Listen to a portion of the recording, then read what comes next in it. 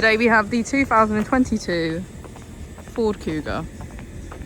This is a petrol plug-in hybrid vehicle with an automatic transmission.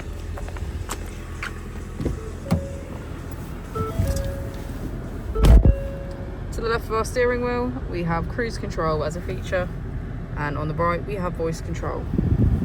Moving on to our screen, we can access our charge settings, navigation and valet mode, Apple and Android CarPlay, mobile apps, driver assistance and full path connect.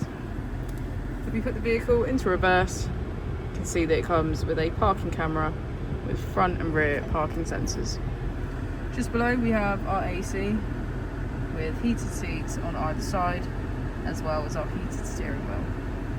If we press our drive mode button, we can switch between normal, eco, sport, slippery, snow and sand assist. As we go into the back of the vehicle, we can see that it has a full leather black interior.